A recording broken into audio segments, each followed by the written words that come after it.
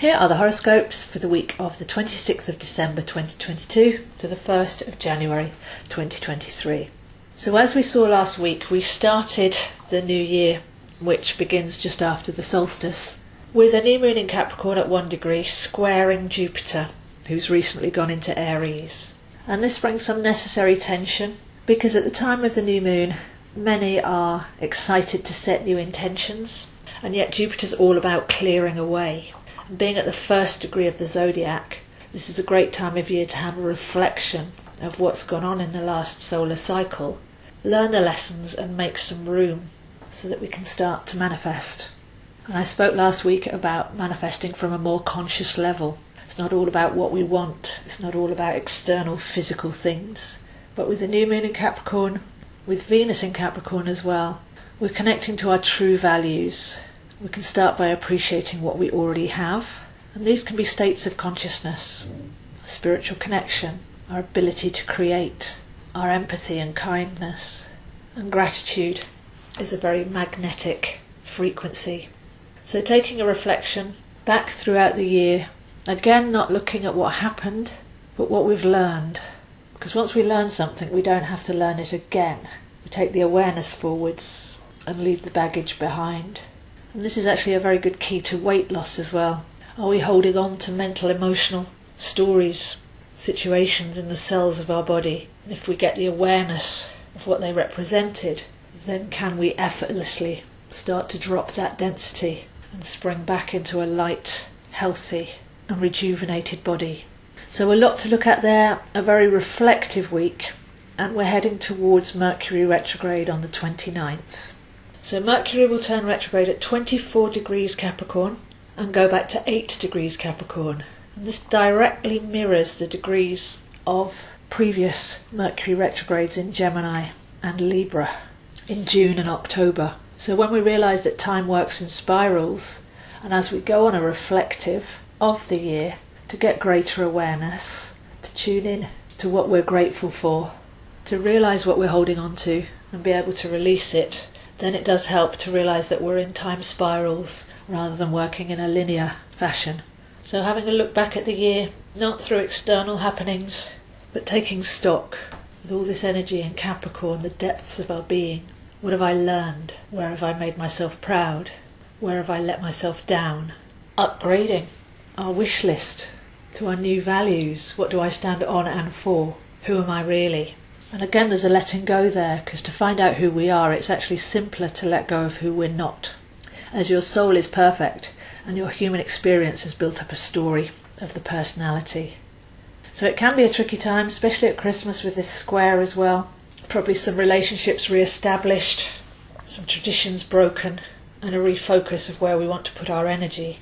But if we don't involve the detail and the other people of those situations, and we can isolate for a while, like a bear in a cave for this week coming, then we'll start to see what's no longer serving us, why it happened, and the wisdom within it.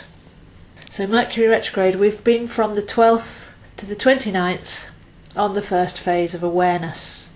Mercury being the ability to change our mind and therefore change our future due to an altered perspective. Capricorn being our deep values, our roots, and our strong and flexible core. So this is a week of great awareness and potential change.